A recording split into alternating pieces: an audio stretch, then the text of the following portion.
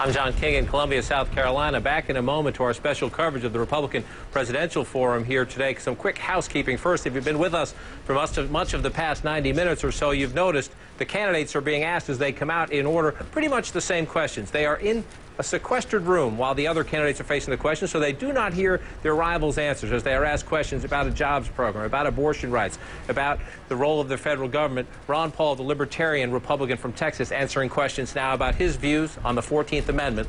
Let's resume our live coverage. Federal courts, so the states could immediately do what they want, and we wouldn't have wasted the last 10 years trying to stop the abortion. But when you refer and use the 14th Amendment, it implies that the 14th Amendment repealed the 9th and the 10th Amendment. And I don't quite read that into that, the people who use the 14th to do almost anything they want because it's now a federal government. And it is true, the 14th Amendment has been used to increase the size and scope of the federal government, which I disagree with because I think it should be held at the local level. But in no way should you interpret the 14th Amendment as repealing the 10th Amendment in particular. Well, it's certainly true that any constitutional provision can be abused, and many of them have been abused.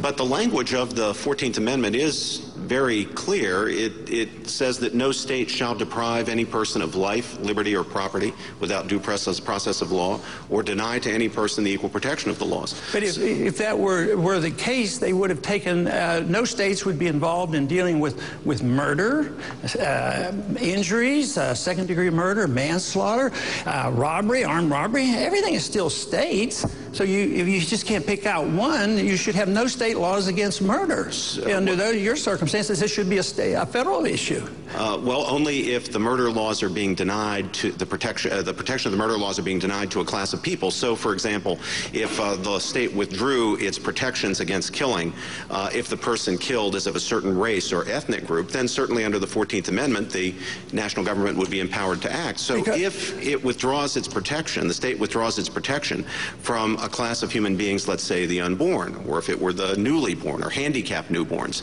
wouldn't that call for, not only permit, but call for action at the national level under Section 1 of the 14th Amendment? If you wanted to stretch the interpretation and enhance the power of the central government rather than enhancing the power of the local government because they deal with all acts of violence, I mean, I think they're quite capable of doing it. Some of these things are more difficult. There are some states have capital punishment, some places don't, and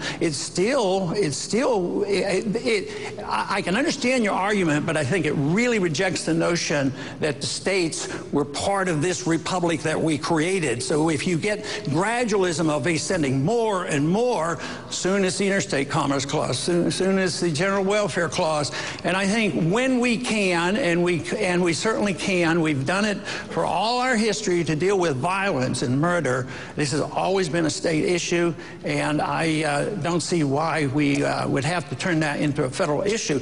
Matter of fact, the founders never even thought we should have, a federal police force, but we do. We have a federal police force, and you're sort of asking for more policemen, at the federal level, and I don't understand why we've met so much resistance on returning the jurisdiction or removing the jurisdiction from the federal courts. If we'd have done that 10 years ago, you'd have seen millions and millions of abortions being done because the states could have prohibited it right away. You could have done it with a majority vote with the president signing it. You wouldn't have had to wait for the Constitution to be changed. You wouldn't have to wait for Roe versus Wade to be repealed by the courts. Well, Congressman Paul, if I can shift to another issue. Poverty is a reality in the United States of America. Unfortunately, we're the greatest, wealthiest country in the world. We know that past well-intentioned efforts, especially at the federal level, to fight poverty with big bureaucratized government-run programs have not been effective. Often they've done more harm than good. But does that mean that there is no role for the national government in fighting poverty, or do you see some role that the national government would play? If not, should this be a state issue, or is this an issue simply for private charity? What's your view? Obviously, it should be a state issue. It shouldn't be a federal issue because it has, you even admitted, it doesn't work very well. So, no, it should be a state issue, but it has a responsibility.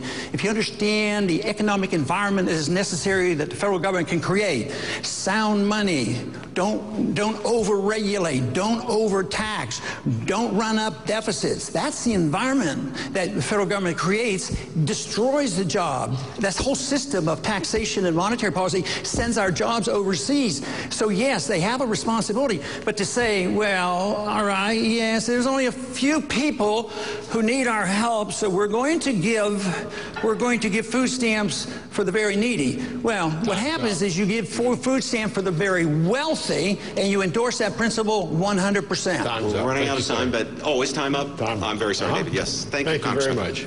Congressman Ron Paul. Thank you. And next, former Ron Paul, the Republican candidate for president there. One more left, the former Massachusetts Governor Mitt Romney.